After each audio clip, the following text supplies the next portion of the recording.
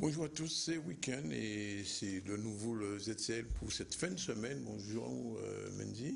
Bonjour Danick. Bonjour Marie-Jacques qui est avec nous. Marie-Jacques, c'est le petit journal comme chaque vendredi. Eh bien, l'actualité aujourd'hui, eh bien, on va la décliner d'abord avec Mendy, la visu. Oui, on va commencer avec les titres Danick.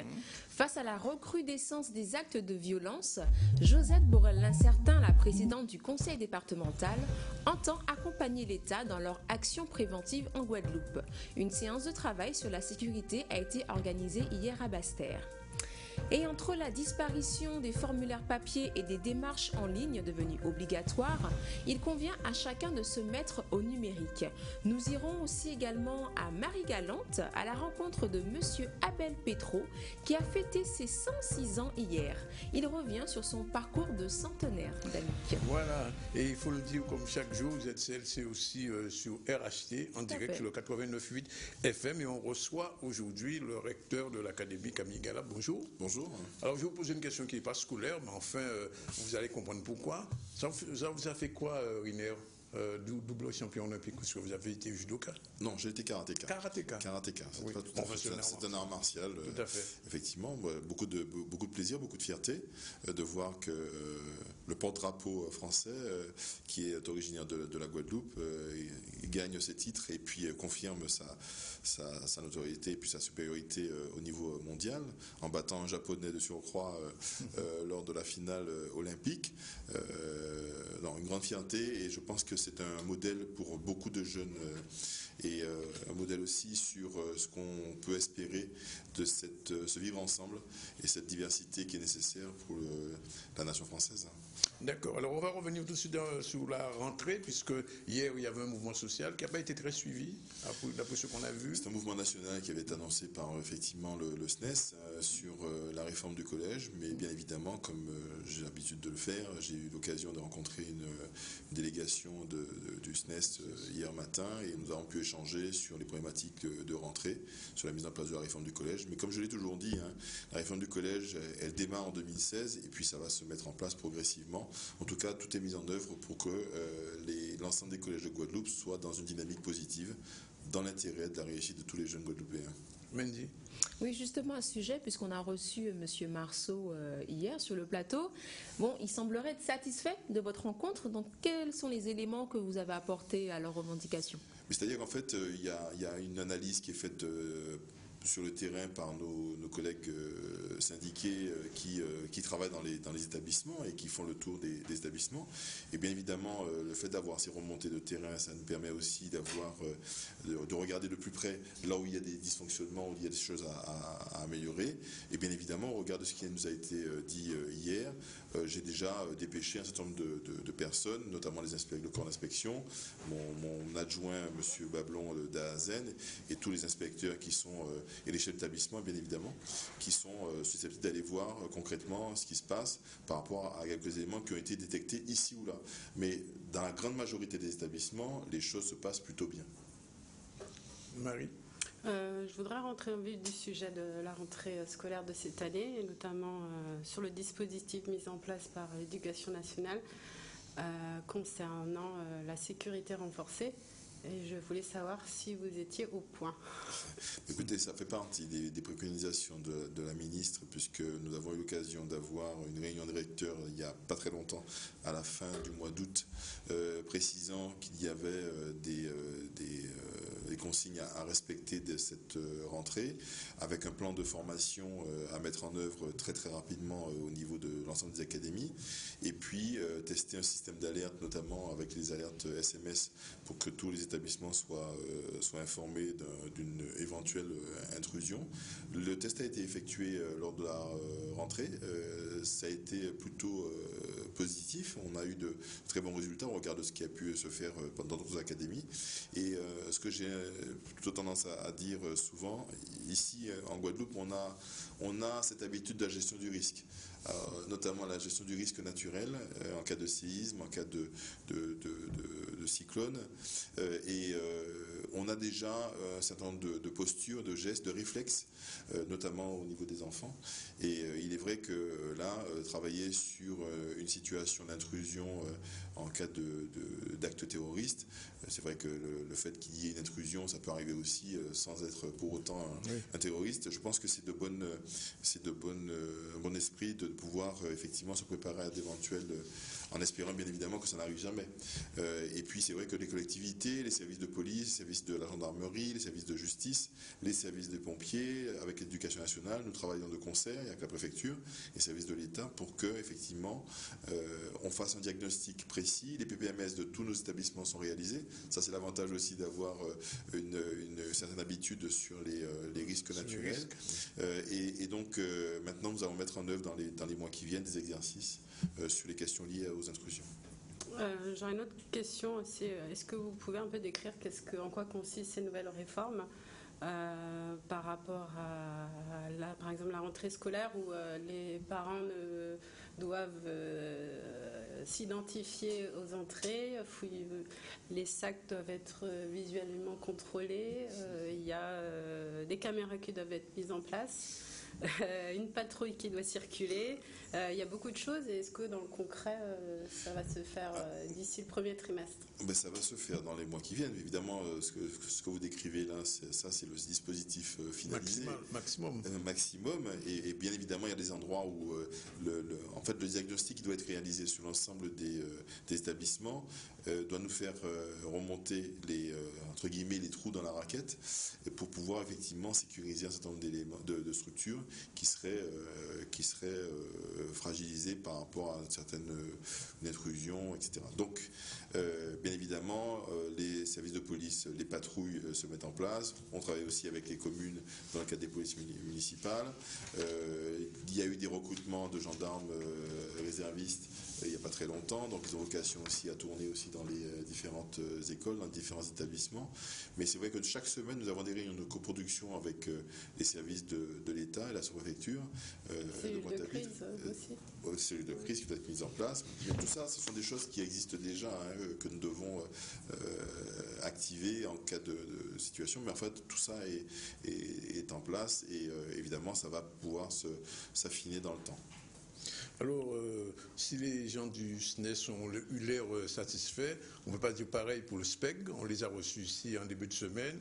Alors, l'une des questions, mais pas la seule, c'est la question du créole, du recul incroyable des styles du créole à l'école. Alors, est-ce qu'il y a une solution ou est-ce que les choses vont s'améliorer? Parce qu'ils sont inquiets. Et moi-même qui étais créoliste dans l'éducation nationale en Guadeloupe, je me pose la question. Qu'est-ce qui se passe? Je pense que les collègues, nous sommes dans une dynamique actuellement. Je suis quand même assez surpris de cette posture parce que j'ai le sentiment que nous sommes en train de déployer un dispositif beaucoup plus offensif sur le créole au niveau académique. Je m'explique. En fait, ce qu'on avait constaté, notamment dès mon arrivée, c'est qu'il n'y avait pas forcément une continuité pédagogique, une montée en pédagogique sur l'apprentissage du créole. C'est-à-dire qu'on avait à certains endroits des écoles où ils avaient l'enseignement du premier degré, l'enseignement du créole, et des collèges où on ne proposait pas de créole. D'accord. Et même chose pour le lycée. Donc, on a regardé la carte des langues et de l'offre sur tout le territoire, et on a décidé de mettre notamment le créole sur l'ensemble du territoire pour voir dans quelle mesure on peut assurer cette continuité entre le premier degré et le second degré.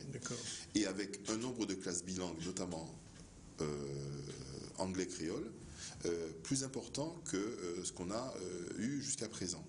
Et ce que j'ai pu aussi annoncer aux collègues, mais peut-être qu'ils ne savent pas suffisamment, on n'a pas suffisamment communiqué, c'est que bien évidemment les collèges qui ont pu avoir des bilingues ou des options créoles créées cette année, nous allons augmenter le vivier d'élèves de la circonscription du collège en question pour pouvoir l'année prochaine développer encore plus dans certains collèges, ouvrir des sections bilingues en créole.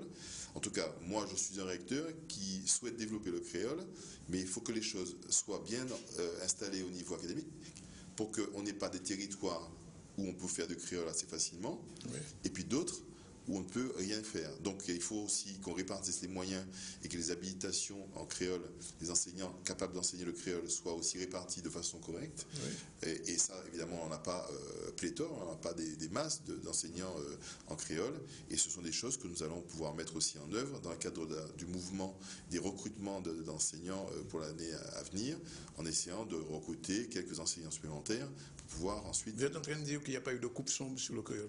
Non, en fait, c'est réparti différemment. Oui. Il n'y a pas eu de coupe sombre, non, parce qu'en fait, les enseignants... En volume, est-ce que le volume horaire, par exemple, sur l'ensemble des établissements du territoire? Je vais prendre un exemple. En fait, j'ai mis de façon très volontariste l'option créole dans les lycées professionnels. Oui.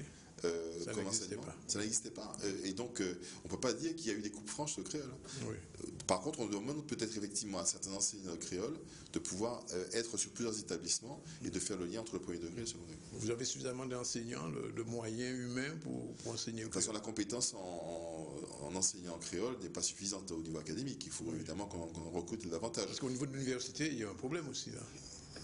Ça s'est fait, enfin l'option créole au niveau du CAPES créole, on sent de moins en moins d'élus, si je peux parler comme ça. Il faut d'une part qu'il y ait des élus, il faut d'une part qu'il y ait des étudiants, il faut des étudiants qui réussissent au concours, et puis ensuite il faut qu'ils soient affectés dans l'académie. Donc il y a plusieurs éléments à prendre en considération. Il serait quand même dommage d'ouvrir des postes au concours en créole et de n'avoir pas de candidats, parce que c'est aussi le risque. D'accord. Alors, oui, vas-y. Je vais rebondir sur les concours, justement, où on va dire que depuis plusieurs années, il y a vraiment une baisse de morale des enseignants et moins de candidats au concours, moins de réussite, forcément. Et je voulais savoir qu'est-ce que l'Académie ou le ministère de l'Éducation fait pour les enseignants qui sont désenchantés, on va dire, du métier et qui sont assez pessimistes, perplexes et inquiets sur l'avenir et sur leur sécurité, il y a beaucoup d'arrêts maladie. Qu'est-ce qui est fait dans ce sens pour les accompagner? Alors, déjà, je pense que la politique offensive que nous avons sur l'Académie de la Guadeloupe, c'est lié à la formation, puisque nous avons revu notre projet académique et nous avons un axe fort sur la formation des enseignants, formation continue et formation initiale. Bien évidemment, il faut susciter des vocations, et il y en a encore beaucoup, de vocations et de jeunes qui souhaitent enseigner. Bon, évidemment, comme nous avons beaucoup de gens qui cherchent un emploi, avec un niveau Bac+5, avec un niveau master, nous sommes bien évidemment assez partants pour les recruter, mais je rappelle que les concours de recrutement des enseignants sont des concours nationaux et que lorsque les jeunes passent les concours, ou moins jeunes d'ailleurs, passent les concours pour entrer dans l'enseignement, dans la mesure où il y a un certain nombre d'académies qui ont des besoins criants dans certains types d'enseignement, eh bien, c'est pas parce qu'on a passé le concours en Guadeloupe qu'on va forcément rester en Guadeloupe. C'est ça le problème d'ailleurs, c'est l'un des problèmes. C'est un sujet sur lequel nous travaillons actuellement, parce qu'effectivement, c'est un concours national. C'est un concours national et que les besoins en recrutement sont très différents selon les académies. La Guadeloupe est sous-dotée, il faut le dire. La Guadeloupe en termes d'enseignants, cette rentrée, on note par exemple qu'à Saint-Martin, il manque 41 professeurs. J'ai cru comprendre, c'est le chiffre. Alors, non, je vais corriger un petit peu parce que... Oui, vous êtes là pour ça d'ailleurs. Oui, merci de me donner l'opportunité de répondre, d'expliquer un petit peu les problématiques. La difficulté que nous avons sur Saint-Martin, d'une part, ça n'est pas le nombre qui est indiqué, c'est beaucoup moins. La priorité, c'est qu'effectivement, c'est de pouvoir faire partir les enseignants sur les postes à Saint-Martin. Oui. Voilà. Donc les postes sont là, les personnels, pas forcément, parce qu'ils ne veulent pas tous y aller. Oui. Bon. Il y a ça. Donc pour le coup, on avait mis en place des dispositifs et puis un volume de remplaçants. Donc on a fait le choix d'affecter des gens qui sont déjà qualifiés, qui ont eu le concours, sur les postes, parce qu'il faut effectivement que dans chaque classe, il y ait un enseignant en présence dans toutes ces classes. Donc pour le coup, vous imaginez bien que s'il n'y avait pas d'enseignants dans les classes à Saint-Martin, ça fait une semaine qu'on aurait déjà entendu les parents crier au loup. Ça n'est pas le cas. Donc ça veut dire qu'on a trouvé la solution pour l'instant. Néanmoins, la remarque que vous devant faites... chaque élève, enfin de chaque classe, il y a maintenant un enseignant à Saint-Martin. Oui, il y a un enseignant, oui. On est vu à Saint-Martin. On est vu à Saint-Martin, oui. Alors, si effectivement il y a des situations qui ne sont pas... J'ai un représentant sur Saint-Martin. Oui. Généralement, on fait un point régulier avec lui, quotidien, sur les questions liées à cette situation-là. Et bien évidemment, s'il y a des situations qui ressortent sur Saint-Martin, eh bien, je serai informé de la situation. Alors, pour l'heure, en tout cas, je n'ai pas eu de remontée de difficultés particulières sur Saint-Martin. Bon. Alors, donc, on a à gérer effectivement cela, mais la priorité, c'est évidemment de pouvoir déployer des dispositifs qui sont annoncés par le ministère. C'est vrai que dans le cadre de la carte scolaire, on a eu à fermer un certain nombre de classes et avec sans suppression de postes, parce que le ministère, compte tenu de la baisse démographique, puisque nous avons quand même 2000 élèves en moins à cette rentrée dans le premier degré, aurait pu supprimer 80 emplois, ce qu'il n'a pas fait, parce qu'il n'y a pas eu de suppression de postes. J'ai obtenu d'ailleurs 5 postes créés sur Saint-Martin, sur des projets en français en langue étrangère et puis sur les classes bilingues. Mais il en manquait de toute façon, donc ça diminue peut-être un peu le... Non, ce sont des dispositifs particuliers. Je veux dire, sur les modalités de dotation de moyens aux académies, les critères développés par le ministère n'étaient pas en notre faveur pour créer des emplois. Il a fallu se battre pour pouvoir obtenir des moyens supplémentaires sur des projets spécifiques. Et le projet sur le français langue étrangère sur Saint-Martin a un sens très, très important, et nous avons obtenu d'ailleurs des financements européens pour former les enseignants du premier degré au français langue étrangère. Pour cette année scolaire, nous avons plus de 100 enseignants qui seront formés au FLE à cette rentrée pour pouvoir justement être plus sécurisés dans l'enseignement sur Saint-Martin, où l'aspect linguistique est quand même très différent de celui de l'Académie de Guadeloupe. Voilà, donc sur les questions liées à la vocation, elle existe encore. Je pense que après, effectivement, quand on vous affecte dans des académies comme Créteil ou Versailles, c'est vrai qu'on a un certain nombre de jeunes Guadeloupéens qui ont du mal à partir là-bas. Tout à fait, c'est tout à fait normal. Il est 12h58 dans le ZCL et puis nous sommes toujours sur Canal 10 et sur RHT. On se retrouve tout de suite après la page pub pour continuer cet entretien avec le recteur Camille Galap qui est notre invité ce midi.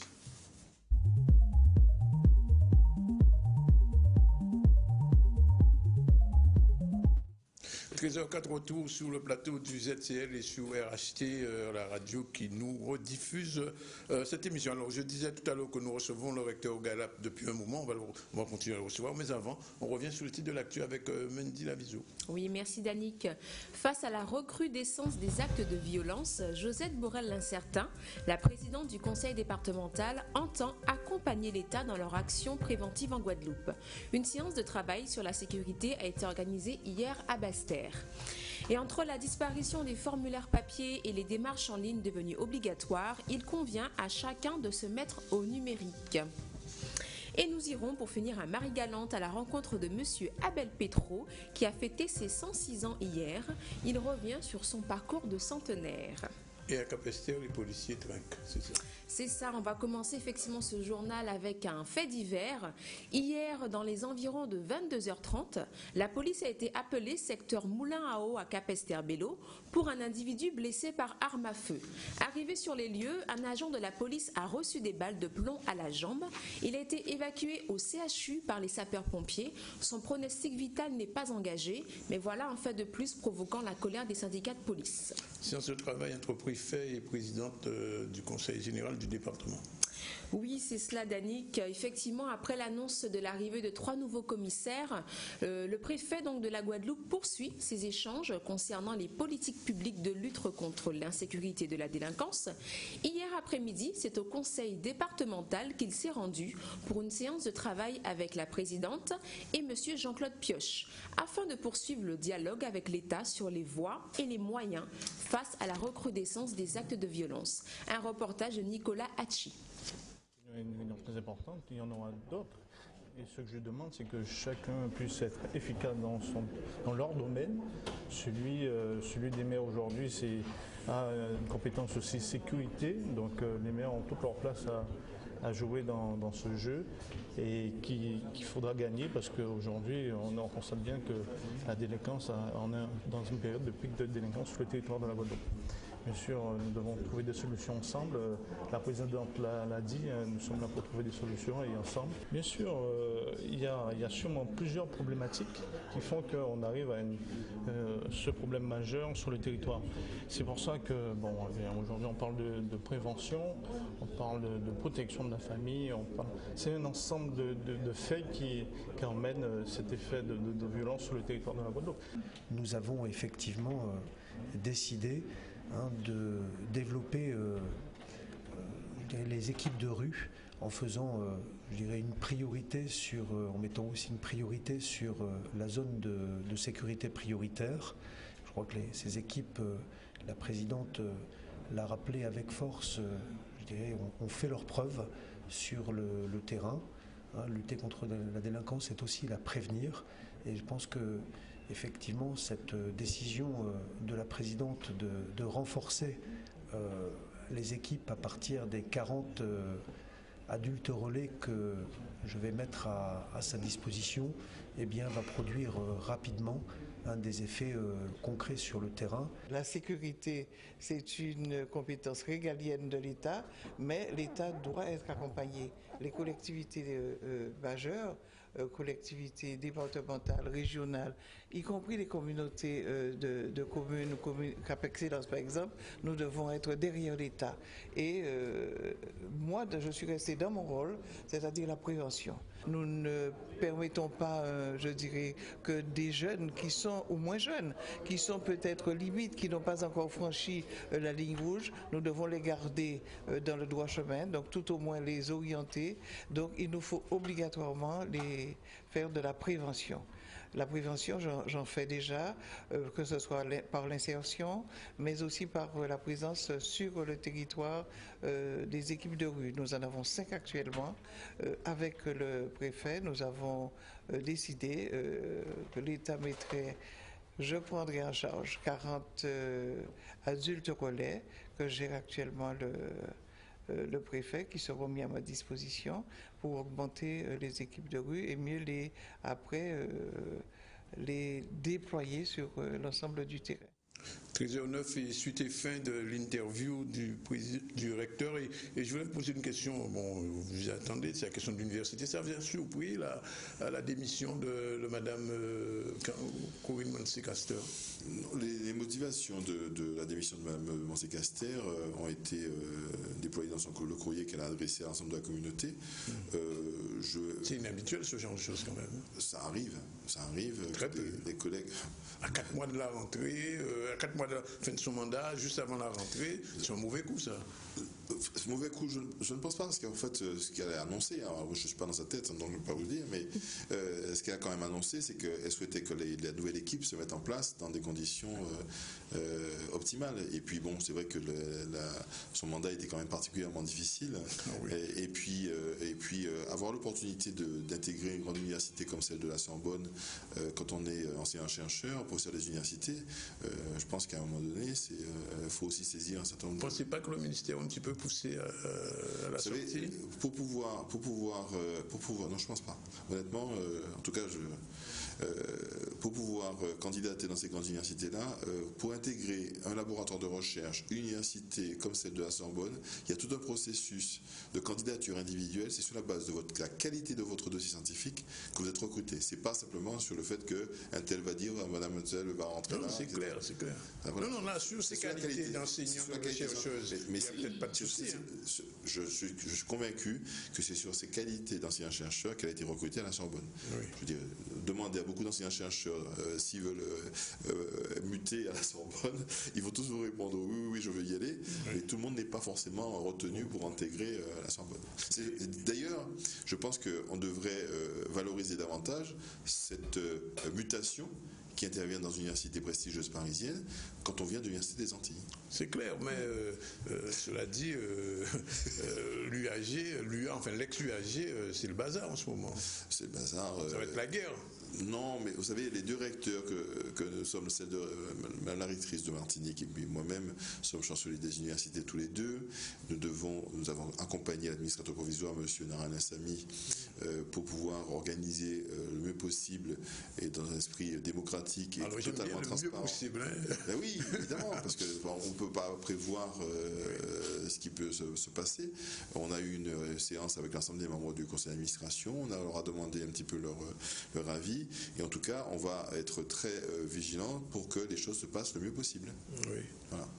Question. Oui, c'en est où les projets sur Bainbridge?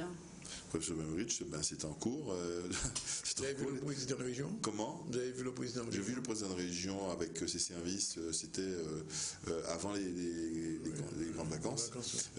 Depuis la rentrée, je n'ai pas encore eu l'occasion de voir le président de région. Dans les jours qui viennent, on devrait avoir un petit rendez-vous d'une séance de travail pour faire le point sur un certain nombre de sujets, notamment le sujet numérique et puis évidemment le sujet de Bainbridge, puisqu'évidemment il faut rassurer la communauté éducative du lycée Bainbridge pour indiquer que le calendrier, s'il doit être revu, comment les choses se passent en termes de nuisance sonore, l'organisation de la pratique sportive pour les élèves, enfin, bref, il faut évidemment... Vous serez exigeant sur ce qui avait été prévu déjà par l'URL et ce qui peut être coupé, enfin on ne sait pas. Mais moi, mon objectif, c'est qu'effectivement les choses se déroulent le mieux possible. Encore une fois, j'insiste toujours sur le mieux possible, mais, et surtout dans la communication de ce qui se fait réellement, parce qu'il n'y a rien de pire que de ne pas donner d'informations, parce qu'il y a beaucoup d'interprétations après. Donc il faut vraiment communiquer sur les différentes étapes, ce que l'on fait, ce que l'on ne fait pas, ce qui est corrigé, etc. Et puis essayer de respecter les délais de livraison de bâtiments, parce qu'évidemment, il ne faudrait pas qu'à la fin de ce chantier, en termes d'attractivité du lycée Bainbridge, parce qu'il y aurait eu des retards accumulés, que ce lycée perde toute son attractivité. Donc on a intérêt à faire les choses très rapidement, de façon correcte, pour que la communauté éducative continue à fonctionner. La difficulté de ce chantier, c'est évidemment de reconstruire sur un site occupé. Donc ce qui n'est pas facile, ce qui n'est pas aisé. Dans un espace où il y a 3 lycées qui il va falloir fermer un moment. Comment? Il va falloir fermer un moment. Je n'ai pas cette information-là, ça n'est pas prévu. En fait, les périodes de fermeture sont calibrées normalement sur les périodes de congés. Vacances, oui. Voilà. En 3 mois, on ne peut pas changer un lycée en 3 mois. Non. 2 mois et demi de vacances, non, c'est pas possible. Question de Marie ou de Mandy, je ne sais pas. Moi, je voulais connaître, par rapport à vous en tant que recteur de l'Académie de la Guadeloupe, quelles étaient vraiment les spécificités de l'île par rapport aux autres académies, on va dire, et sur lesquelles peut-être il y aurait plus de travail à faire. Alors, un des sujets sur lesquels nous travaillons actuellement depuis mon arrivée, c'est la question des très petites sections, école maternelle. Pourquoi on met une focale là-dessus? On a observé qu'il y avait effectivement une tendance à la baisse démographique depuis de très nombreuses années, quasiment entre 1500 et 2000 par an depuis 3-4 ans, et ça va continuer. Et donc, en faisant l'analyse des chiffres de l'INSEE sur la Guadeloupe, on a constaté qu'il y avait quand même entre 5000 et 5200 enfants dans la tranche d'âge de 3 ans. Et aujourd'hui, nous scolarisons entre 800 et 900 élèves au grand maximum dans les très petites sections. Donc, j'ai demandé à ce que l'ensemble des maires de Guadeloupe nous accompagnent pour la scolarisation des enfants de moins de 3 ans, parce que ça a plusieurs intérêts. L'intérêt premier, c'est une socialisation très précoce des enfants pour qu'ils soient dans un environnement correct. Pas plus tard que ce matin, je visitais une école maternelle à Bemao avec un dispositif un peu particulier d'entrée échelonnée le matin avec des aménagements de temps. C'est vraiment quelque chose de très très bien. On voit bien que les enfants sont complètement épanouis. La socialisation. Deuxième élément, c'est l'accès aux compétences de base, du socle sur l'apprentissage même s'ils ne commencent pas à apprendre à lire, mais toutes les compétences commencent à se déployer au niveau de la maternelle. Autre élément qui n'est pas en lien direct avec l'école, c'est offrir la possibilité à des personnes qui ne sont pas forcément très favorisées, la possibilité de scolariser leur enfant pour pouvoir trouver un emploi. Parce que parfois c'est un frein de ne pas pouvoir scolariser son enfant et refuser un emploi, c'est un peu paradoxal. Et la grande tendance aujourd'hui sur laquelle je pousse, c'est qu'on arrive à convaincre les maires de scolariser en priorité les CSP défavorisés dans les très petites sections, pour que ce ne soit pas de la crèche à bas coût, sachant que en plus la maternelle n'est pas une crèche, et trouver un juste équilibre aussi entre l'offre de crèche en Guadeloupe et l'offre de très petites sections. L'offre de crèche est très faible. Hein, oui, voilà. Donc, moi, j'espère qu'on ira beaucoup plus vite sur l'offre de TPS que sur l'offre de crèche. Oui, voilà. Parce qu'il y a une véritable valeur ajoutée à scolariser les enfants sur la tranche. Et en plus, ça fait partie des priorités du ministère de l'Éducation nationale, de la ministre, de la scolarisation des enfants de moins de 3 ans. Donc là-dessus, c'est un vrai sujet sur lequel nous travaillons. Et puis, autre sujet très important aussi, c'est le numérique, sur lequel nous sommes, avec les collectivités, nous sommes vraiment très impliqués. L'Académie de la Guadeloupe est très en avance par rapport à d'autres académies. Le partenariat avec le conseil départemental et puis la région, je l'ai déjà dit tout à l'heure. C'est pour les ordinateurs qu'on distribue, mais au-delà. Non, mais c'est justement, il y a tout un volet formation pour que les enseignants soient formés pour pouvoir enseigner. Avec des tableaux numériques. Des tableaux numériques, des tablettes numériques, des tablettes de l'interactivité entre les tablettes du prof et j'ai vu des super expériences dans l'académie, je peux en parler. On voit bien qu'on a beaucoup d'enseignants qui sont déjà bien en avance sur le sujet et on doit s'appuyer sur ces expériences-là pour pouvoir déployer encore de façon plus forte ce plan numérique au niveau académique.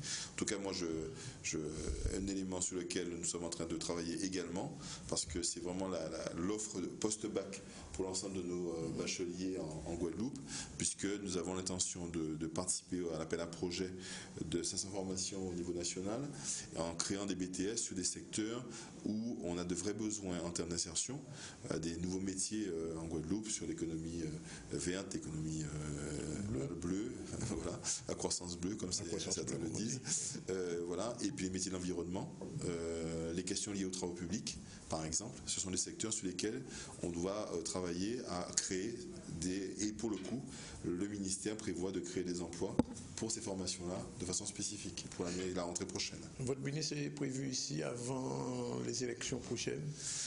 J'ai demandé à la ministre de l'Éducation nationale de venir à la fois en Guadeloupe et en Martinique pour qu'on lui montre ce qu'on fait, oui. Tout simplement. Et puis je pense que dans le cadre de la future élection du président de l'Université des Antilles, il est important aussi que la ministre vienne rassurer toutes les personnes qui sont ici pour rappeler que cette unité Université des Antilles est indispensable et nécessaire pour que la visibilité de la recherche soit pérenne dans la Caraïbe et au niveau international. 13h19, ça va être la dernière question, monsieur le recteur. Est-ce qu'aujourd'hui, puisqu'il a été beaucoup critiqué, on l'appelait le bunker, le nouveau siège du rectorat, il est plus convivial? Il est convivial. En plus, c'est une grande fierté parce que c'est un architecte guadeloupéen qui l'a construit. C'est très aéré. Il y a beaucoup d'espace de convivialité à l'intérieur. Le seul petit regret, effectivement, c'est que nous n'avons pas d'espace de restauration. Voilà. Comment ça se fait? Mais ça, il y a des choix qui ont été faits à l'époque. Il a été oublié. Il y a des choix qui ont été faits à l'époque. Je n'étais pas encore présent. Il est trop tard pour y remédier. Non, on y travaille, mais il faudrait qu'on trouve un système de restauration pour toutes les administrations qui sont sur le site de Dotema. Oui, voilà. C'est ça, idéalement, en termes de gestion correcte des deniers publics. L'idéal aurait été de faire un restaurant de la cité administrative. Voilà. Bien écoutez, on vous remercie d'être venu. Merci. On vous reverra peut-être avec la ministre d'ici quelques mois. Vous voyez, toujours avec plaisir que je rencontre l'ensemble des journalistes de Canal 10. Absolument. Puis, on l'a noté. Et c'est toujours avec un plaisir que je reviens sur votre plateau. Tout à fait, merci. 13h21 sur ZCL et sur RHT. On continue le journal tout de suite avec Mendy en attendant de recevoir Madame Petro, qui est la porte-parole de Nicolas Sarkozy en Guadeloupe. Elle viendra tout à l'heure expliquer la rentrée politique DLR qui se fait ce week-end. On continue. Et hier, donc, nous avons rencontré M. Abel Petro, habitant de la commune de Capesterre de Marie-Galante, qui fêtait ses 103 ans. Un doyen plein de vivacité qui nous livre ses secrets de longévité. Un reportage de Charlie Dagonia. Honnêtement, toujours dynamique quand il est là, il pas un petit peu feignant. Il toujours levé grand bonnet pour il porter mon nez pour il petit mon là manger. Je dis là, il y a tout grand, chaque monde qui apporte activité à eux qu'on y paie. Et en bien content, moi-même, il élevé, moi, c'est qui était potomitan, enfin, c'est lui qui a présenté moi comme papa. Donc, c'est moi essayer et gripper éveil parce qu'elle dit, comme il ton gros travaillait, il te voulait moi aussi, t'es connu. Alors, donc, plus on te fait, c'est plus tu as demandé moins plus. Pour moi, en tant que malheureuse, parce qu'en train de sentir malheureuse, parce que plus on te fait, c'est plus tu as crié moins feignant. Ça veut dire, fais encore. Mais moi, on est à bout de souffle, mais il dit, moi, fais encore. Alors, mais moi, je dis, en comprendre, c'est parce qu'il te voulait moins avancer pour moi être fort. Moi, on va sentir plus fatigué. Fatigué, puis ça nous deux jours, nous va faire moins mal. Mais avec ça, on va aimer quand même. On va demander bonne force pour arriver jusqu'au bout. Je dis là, il est 106 ans, on est content tout bonnement. Arrivé sans maman. Maman, moi, mort, il y a 2 ans.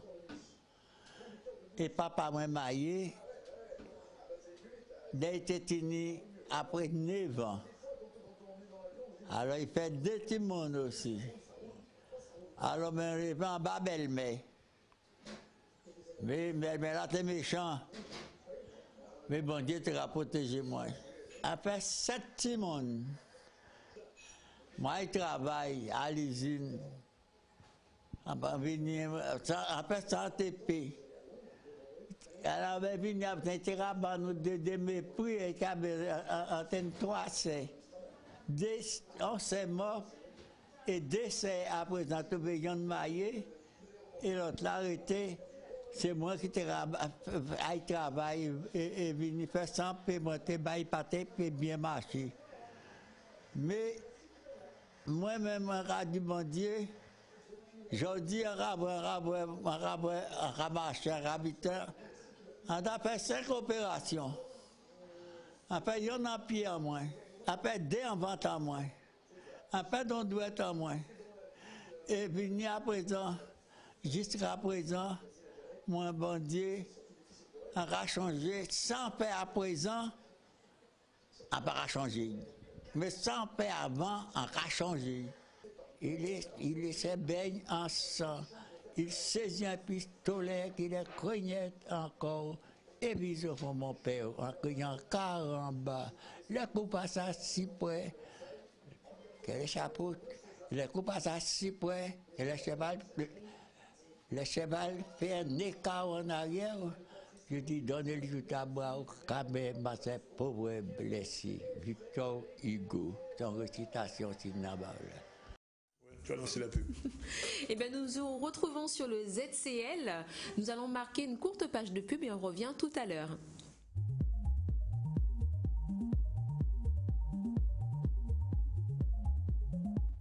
13h29, troisième partie du ZCL. On va recevoir tout à l'heure Madame Pétrou qui est avec nous. Mais avant, tout de suite, Mendy Amizou, le rappel des titres.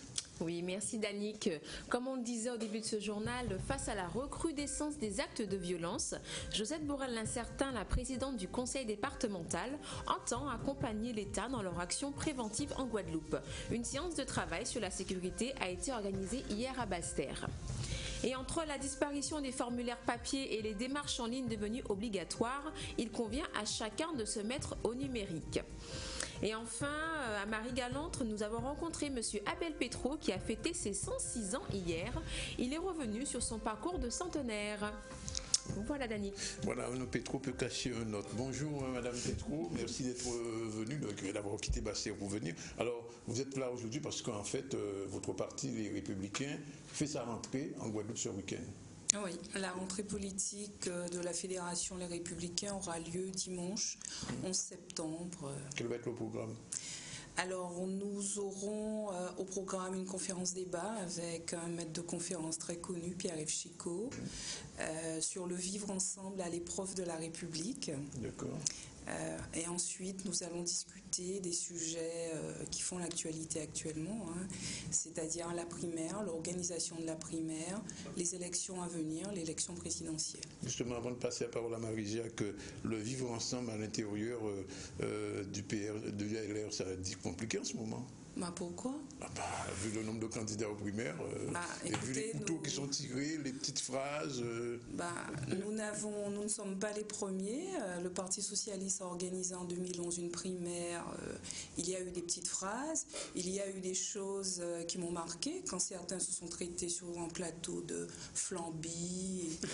C'est bien le terme qui avait été employé par Laurent Fabius à propos de François Hollande. Et pourtant, après, ils se sont retrouvés dans le même gouvernement. Comme dans toute campagne, il y a des petites phrases. On aimerait bien qu'il y en ait moins. Celle sur le général de Gaulle, avec Sarkozy, était un peu dure quand même. D'autant plus que l'actualité lui a redonné raison. Je ne dirais pas que l'actualité lui a donné raison. Je dirais que ce genre de phrases n'honore pas ceux qui les prononcent. Et je pense que François Fillon n'a pas, à ce jour-là, été à la hauteur de l'homme qu'il est. Mais bon, c'est une campagne. Il y a des phrases.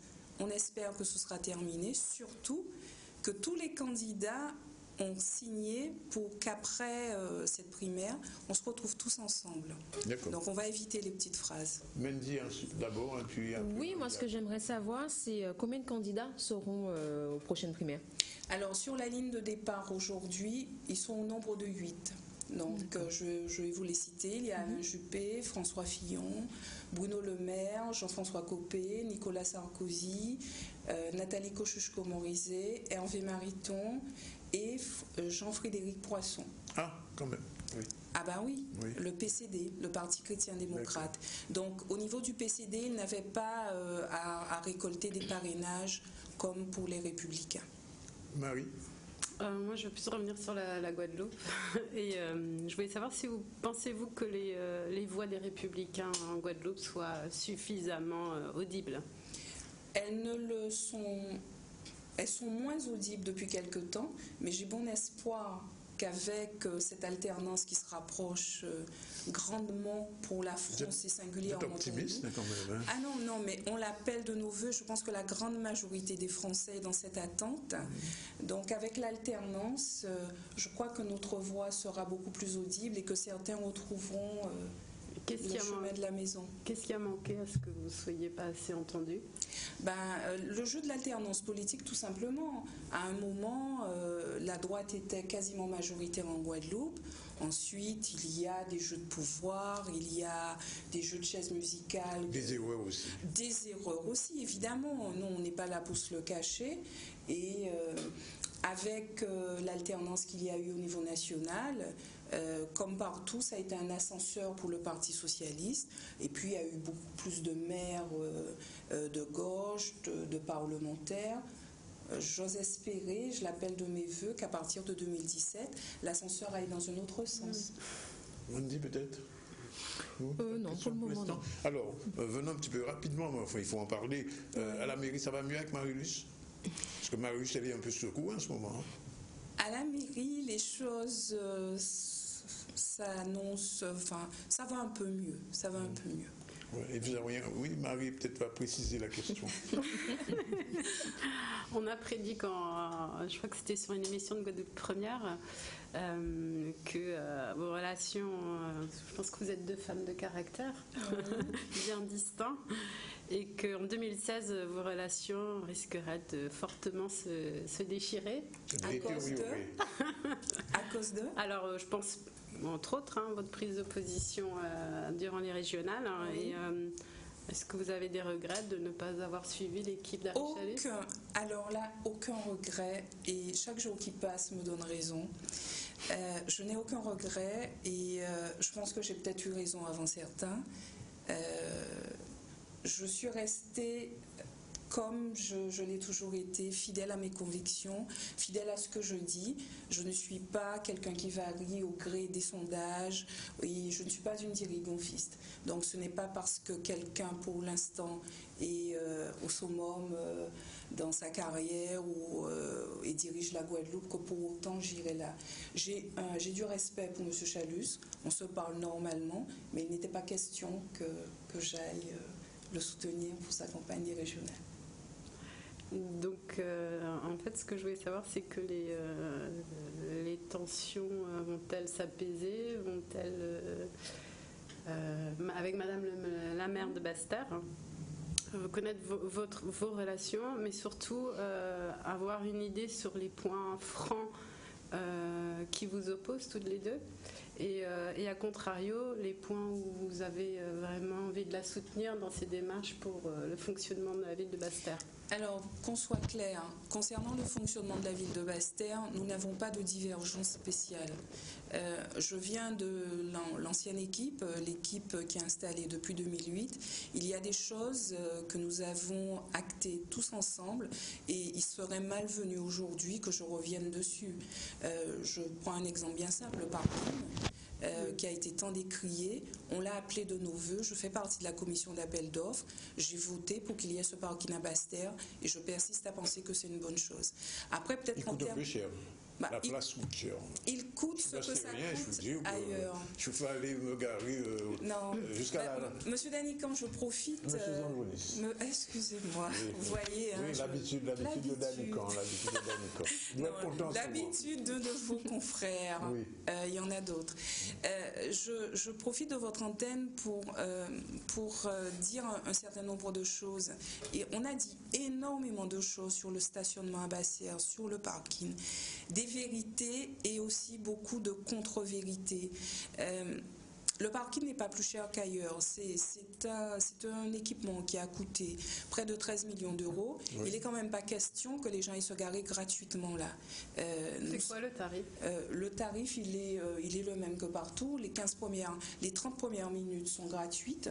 Et ensuite... Mais il va être revu, d'après ce que j'ai compris. Madame Edo dit que... Madame Edo est présidente du syndicat des commerces. Voilà, mais Madame Edo ne s'occupe pas de la gestion du parking. Voilà. Nous avons un délégataire, en l'occurrence la CGSP. On a une délégation de service public sur ce parking. Donc, il sera entretenu le parking. Il faut que les gens payent. C'est un gouffre financier quand même, M. Niapidou. Vous me permettez de terminer. Donc, oui. Le parking n'est pas plus cher qu'ailleurs.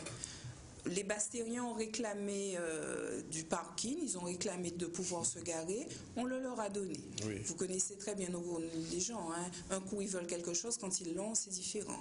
Concernant le stationnement sur voirie, donc pendant 2 ans, étant donné qu'il y avait la construction de ce parking, oui. Nous avons estimé qu'on ne pouvait pas, dans le même temps, construire et continuer à faire payer les Bastériens, puisqu'on n'avait pas de solution. Donc pendant 2 ans, on a suspendu les contraventions. Donc les gens ne payaient plus. Je veux bien penser qu'après, certains ont des problèmes de mémoire. On a l'impression qu'ils découvrent qu'on payait le stationnement à Basse-Terre. On le payait, sauf que certains avaient perdu l'habitude de le payer. Je souhaite rappeler que moi, je vais régulièrement à Pointe-à-Pitre et que je suis à peine garée. Si j'ai oublié mon ticket, il y a de charmantes dames qu'on a, je ne sais pas si c'est des aubergines, enfin elles avaient un petit nom à l'époque, les pervenches, mais en Guadeloupe, je crois que ce n'était pas les pervenches, on les appelait différemment, c'était plus local. Vous êtes à peine sortis qu'elles sont arrivées. Et je trouve ça normal. Donc je me dis que si on se gare et qu'on paie à Pointe-à-Pitre, il est question qu'on paie aussi à Basse-Terre. Pour information, Pointe-à-Pitre ont mis un parking gratuit à la disposition des alors à Pointe-à-Pitre il y a des commerçants tout côté du port. Alors encore heureux que chacun gère comme il veut sa municipalité. À Pointe-à-Pitre, il y a une tradition communiste. À Basse-Terre, c'est pas le cas. Il y a eu une tradition communiste. Il y a eu, et ça fait depuis 1995, ce n'est plus le cas. Oui. On a un équipement, il faut le payer, il va falloir que les gens payent. Oui. Et je pense qu'il y a beaucoup de personnes qui réclament des choses à Basse-Terre, ce sont singulièrement ces personnes qui ont le plus de moyens. Toutes les personnes, les employés des commerces, n'ont fait aucune réclamation. Ça fait vraiment drôle. Oui. Ces gens-là sont allés, ils ont pris leur abonnement. Et ce sont ceux qui souvent ont le plus de moyens qui nous demandent des dérogations. Mais bon, nous ne sommes pas fermés. On examinera les choses et on essaiera. Que la fiscalité à Basse-Terre, elle est lourde. Elle n'est pas plus lourde qu'ailleurs. Je vous donne le chiffre, 533 € par habitant. La moyenne régionale est de 378 €.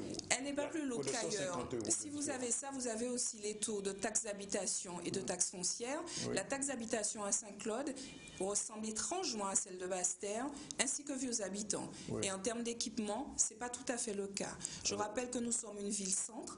Oui. Nous supportons, pour une population d'à peu près 12 000 habitants, nous supportons tous les jours près de 40 000 personnes qui sont à Basse-Terre. Donc en termes d'équipement, nous devons avoir des équipements supplémentaires, des écoles. Donc ça a un coût. Oui. Et ça se retrouve là. On ne va pas passer la journée sur le parking, mais enfin, je suis obligé de vous donner des... Ah, mais je suis obligée de vous, vous donner des chiffres que j'ai. Alors, le délécataire dont vous parlez, il va vous rembourser 94 000 euros par an, et le parking coûte à la ville 546 000 euros. Vous voyez la différence un peu? Oui, mais ça, c'est au début. Petit à petit, les choses vont se rééquilibrer. Le parking est fréquenté. N'écoutez pas tout ce qu'on vous dit, monsieur Zandroni. Je suis à Basse-Terre. Le parking est fréquent. Mais non, ce n'est pas vrai.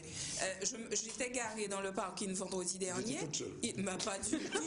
Il était plein. Mais bien sûr. Mais pas de Basse-Terre. Oh là là. Vous savez, à force de tourner, il n'y aura pas trop le choix. C'est soit on veut aller faire des choses à Basse-Terre, on va se garer. D'accord. Alors, revenons un petit peu sur les LR. Alors, vous soutenez Sarkozy. J'ai vu un dessin dans un journal, vous montrant un équilibre sur plusieurs choses entre Fillon. Comment vous allez faire Non. Moi, je ne suis pas en équilibre entre Fillon et Sarkozy. J'ai choisi. Oui. Comment vous allez faire pour gérer les RR en Guadeloupe aux élections? Parce que votre maire est Fillon. Non, elle est Juppé. Elle est Juppé, oui. Oh là là, elle est Juppé. Je vous ai vu là. Oui, elle est Juppé. Vous êtes Sarkozy, il y a des fillonistes. Alors, comment vous allez faire pour gérer ça à l'intérieur?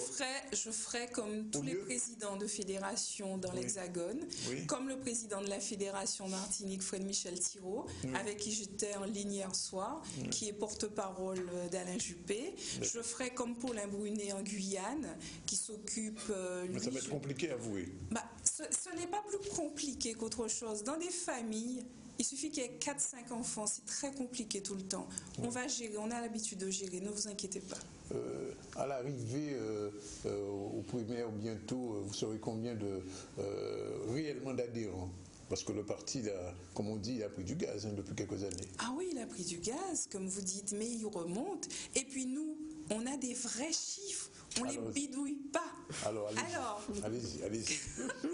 Aujourd'hui, notez. Oui. Aujourd'hui, avec les derniers chiffres, Paris nous les envoie au fur et à mesure, des personnes qui ont payé. Oui, d'accord. Il y en a 762. Ils sont combien au Parti Socialiste? J'adore entendre, nous sommes les premiers. Je veux des vrais chiffres. 2 milliers, 1500, 1600. Des gens qui ne savent peut-être même pas qu'ils sont adhérents. Mais bon, c'est pas grave, on passe. Et de personnes qui doivent renouveler leur adhésion, on est plus de 1000. Plus de 1000? Ben oui. Donc... les choses, vous savez, step by step. Et c'est grâce à vous? Non. C'est grâce à l'action d'un ensemble de personnes. Et ça, au viendra en Guadeloupe cette année? Bien sûr. Oui. Bien sûr. Et vous ne pensez pas que c'est un candidat qui est quand même plombé avec l'affaire Big Malion qui revient, tous les dossiers qu'il a eu à... Les casseroles qui traînent. Oui, toutes les casseroles qui traînent. C'est vous qui parlez de casseroles. Oui, quand il parle, ça fait cling. Alors, moi je sais pas, vous savez, moi j'ai tendance à avoir de la mémoire. Et ça, c'est pas bon. Quand j'entends des gens parler de casseroles, moi je me rappelle, vous savez, 81 Mitterrand arrive, je suis toute petite mais j'aime déjà la politique. Quelle déception après, quand on voit les différentes affaires, quand on se rappelle de Greenpeace, de l'affaire Bagraco, de son cher ami Roger Patrice Pelat, du Premier ministre, comme il a dit si bien, dont l'honneur a été livré aux chiens, mais je ne sais pas lesquels. Non, attendez. Oui, mais c'est trop facile. Oui. Comme par hasard. Oui, il y a, entre guillemets, comme on dit, des affaires. Mais j'aimerais bien qu'on me dise à quel moment il a été condamné. Contrairement à d'autres dont je ne nommerai pas le nom aujourd'hui et qui sont au gouvernement et ailleurs. Donc, on va essayer de faire confiance à la justice. On va simplement se dire qu'il y a une coïncidence de date entre l'annonce du procès Cahuzac. Oui. Et là, c'est quand même autre chose. C'est deux séquences différentes quand même. Oui, mais c'est justement surprenant.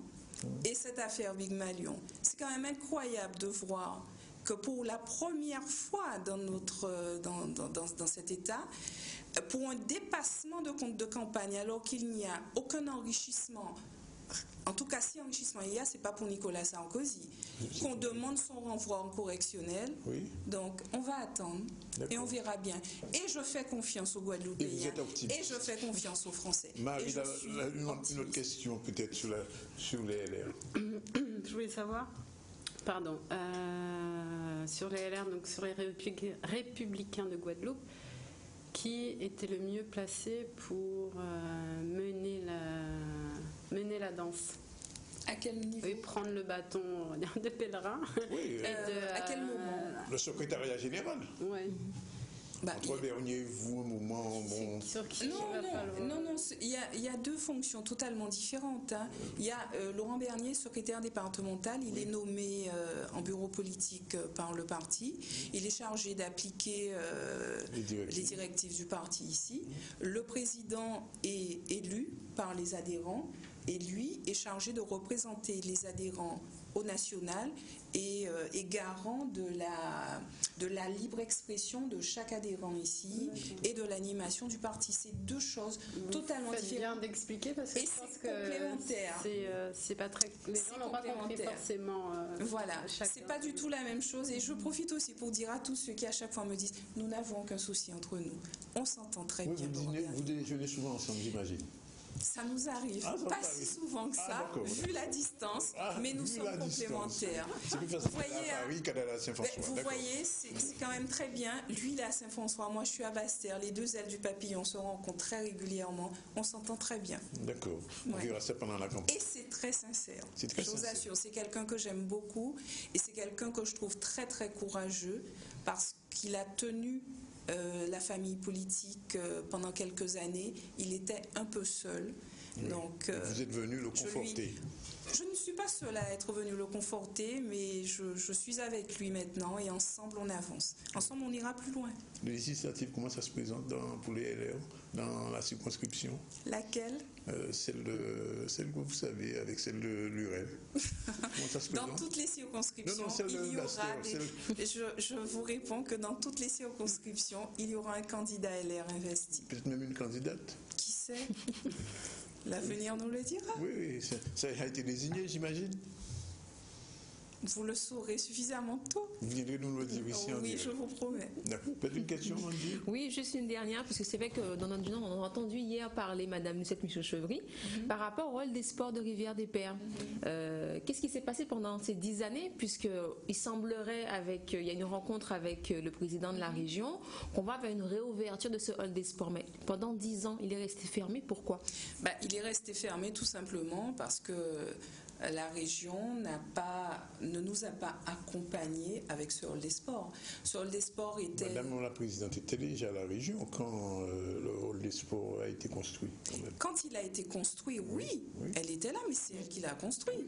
Mais ensuite, en 2004, il y a eu une alternance à la région et malheureusement... la région n'a pas accompagné la ville de Basse-Terre et ensuite la communauté de communes et la communauté d'agglo sur la gestion et l'entretien. Maintenant tout va bien pour répondre à ce que tu m'as dit. Moi, je ne suis pas dans le secret des dieux. Il y a une rencontre. Je suppose que le nouvel homme fort de la région accompagnera la ville de Basse-Terre. Pour qui j'ai beaucoup de respect. Du respect seulement. Je n'ai pas dit, je ne soutiens pas sa politique, je ne fais pas partie de sa majorité. Oui, mais enfin, sa majorité, c'est quoi? C'est votre maire aussi? Vous dites bien que c'est elle, c'est pas moi. Directement. Précision importante. Oui, c'est une précision. Oui, Marie? Oui, on fait vite, il nous reste deux petites minutes encore. C'est une dernière question. J'ai envie de parler du rôle de l'opposition, notamment commune-ville de Basse-Terre, pour nommer Monsieur Attala. Il n'est pas le seul, il y a Roland Eslin, Monsieur Robert Valérius. Non, vous savez, Monsieur Zandronis, personne ne pourra dire autre chose à Basse-Terre. Je dis bonjour à tout le monde, je ne suis fâchée avec personne. Et je dis bonjour aux membres de l'opposition, ce sont mes collègues au conseil municipal.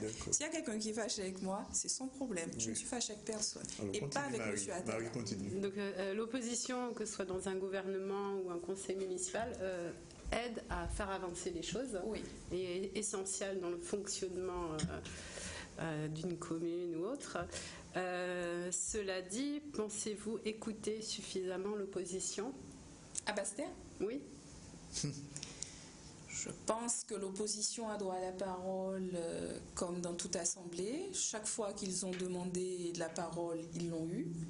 Et c'est déjà arrivé qu'on suive certaines demandes de l'opposition, entre autres sur cette affaire de stationnement. Sur la rue piétonne. Henriette, non, pas ça. C'est pas une demande, ça, de l'opposition. Il y a longtemps que Bati vous parle de ça. Attendez. On va préciser ça. Henriette Solignac, qui fait partie de l'opposition, a fait une proposition que nous avons suivie dernièrement. Donc ça arrive. Ça n'arrive pas souvent, mais ça arrive. Mais l'opposition a droit à la parole à Basse-Terre, normalement. Concernant l'ouverture de la rue piétonne, elle est ouverte là, c'est parce que la rue Maurice-Marie-Claire est en travaux. D'accord. Ah bon, c'est ponctuel. Oui. Oui, vraiment, le mouvement social de Basse-Terre va se faire. Hein. Je ne suis pas décisionnaire de tout. Ça va vous arranger. Dernière question peut-être, Marie. Je serais toujours dans l'écoute. C'était, pensez-vous écouter la population et les commerçants, notamment là qui s'expriment, et d'autres professions, on va dire. Quand vous dites pensez-vous, vous parlez de qui? De votre majorité. En tout cas, on essaie de le faire. On essaie. Et puis bon. Sous la pression quand même. Hein. Ça dépend. Quand on a parlé de mouvement social mercredi dernier à Basse-Terre, attendez, on doit écouter, mais on ne doit pas non plus subir la pression de la rue, ni faire en fonction de la rue. On a quand même été élus pour prendre des décisions pour le plus grand nombre. Donc, on écoute, on est tous avec la population, on entend, et puis après on prend des décisions. Non, mais nous sommes à l'écoute de notre population, et on l'aime. On aime Basse-Terre. Et tout va bien. J'ai jamais dit ça, monsieur Santoni. Vous irez pour cette élection municipale en tête de liste? Pour l'instant, je m'occupe de la primaire. Oui, d'accord, ça je sais. Mais à part ça. Ensuite, on va s'occuper des présidentielles. Donc ça fait 2 postes, hein. Législatif et municipal. J'ai noté. Bien, ben voilà, il est pratiquement 13h53. On continue rapidement le journal. Si on a peut-être une dernière question, on nous posera à la fin. D'accord, très bien. Oui, Danick, on revient maintenant sur ce sujet qui a provoqué la colère chez les habitants de Sainte-Rose. Souvenez-vous, monsieur Hubert de Jaham a revendiqué plus de 2000 hectares de terres cultivables à la section d'Aubin. Le collectif de Sainte-Rose-Ouest s'est réuni ce matin pour faire un point sur cette affaire. Un reportage de Laura Argot. On fait tous réunis aujourd'hui, les camarades de d'Aubin, pour encore une fois expliquer à la population, au monde entier, à tout le monde, pourquoi nous luttons pour cette cause. Nous luttons pour une cause qui est vraiment juste. Voilà. Il s'agit des terres d'Aubin que M. de Jaham prétend être propriétaire de toutes ces terres, alors que nous, nos parents ont travaillé ces terres. Nous étions petits, nous connaissons tous les déboires, tout ce que nos parents ont vécu avec nous sur ces terres. Et M. de Jaham aujourd'hui prétend être propriétaire de tous ces terres. Alors depuis un certain nombre de temps, depuis quelle année 2009, nous luttons pour cette cause. Voilà. Alors, pour ainsi dire, nous n'avons pas encore eu gain de cause. Et on dit tout le temps, nous pouvons prouver. On demande à ce que le conseil municipal se réunit et on met les choses à plat. Eh bien, il se cache. Aujourd'hui, on peut prouver que même une délibération de l'administration communale en 1985 qui essayait, qui a pris une délibération pour pouvoir faire jouer le droit de préemption sur ces terrains-là, n'a pas été respecté. Donc pourquoi les maires se cachent? C'est pour ça qu'on est là aujourd'hui aussi, pour dire pourquoi les maires se cachent, pourquoi ils ne prennent pas leurs responsabilités. Donc on attend. Est-ce qu'ils veulent que ça soit sur le terrain judiciaire pour gagner du temps? Surtout parce que Madame le maire a dit l'autre fois, passer par la justice en allant au tribunal administratif, on sait que c'est 2 ans, 3 ans. Donc il faut ce qu'il ira plus vite, c'est tout. Et comme ça, on dira que les Saint-Rosiens se battent entre eux. Pour qui? Pour quelqu'un qui n'est pas de Sainte-Rose, quelqu'un qui n'a pas acheté, quelqu'un qui, au nom d'une société, c'est pas au nom du gérant, c'est au nom d'une société, mais surtout le seul propriétaire de toutes ces terres-là. Or, on demande aussi à la municipalité, dites-nous si la commune de Sainte-Rose a une usine sur son sol. Et une rentrée plutôt singulière pour les étudiants en BTS des métiers de l'audiovisuel du lycée de Pointe-Noire. En effet, depuis hier, un séminaire d'intégration a été organisé à l'hôtel Rotabas de Sainte-Anne, en présence des futurs et anciens étudiants ainsi que le personnel de l'établissement. Un moyen de mettre en relation étudiants et professionnels, mais aussi de mieux appréhender les enjeux de la formation. De quoi démarrer l'année du bon pied. Un reportage de Maxime Morel. Essentiel, et c'est très bien que ça se fasse en début d'année, car des jeunes qui sortent, des jeunes bacheliers, s'aperçoivent des difficultés du métier en étant directement à cette rentrée scolaire en contact avec les différents professionnels du monde télévisuel et également cinématographique.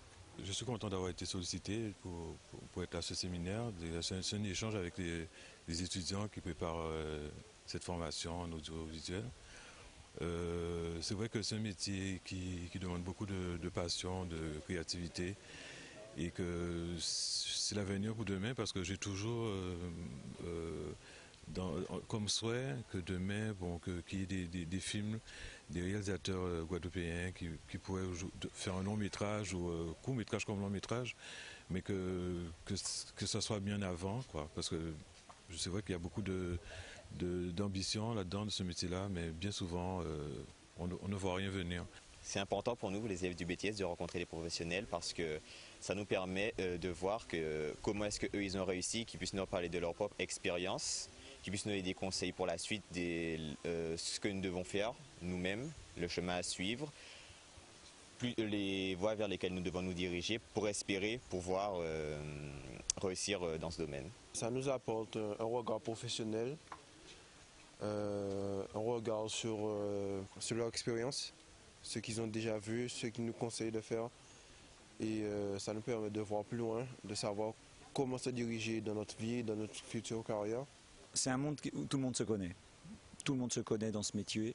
Donc c'est des personnes qui ont besoin de rigueur. C'est un métier qui a besoin de rigueur. Et donc dans le métier, c'est tout de suite reconnu.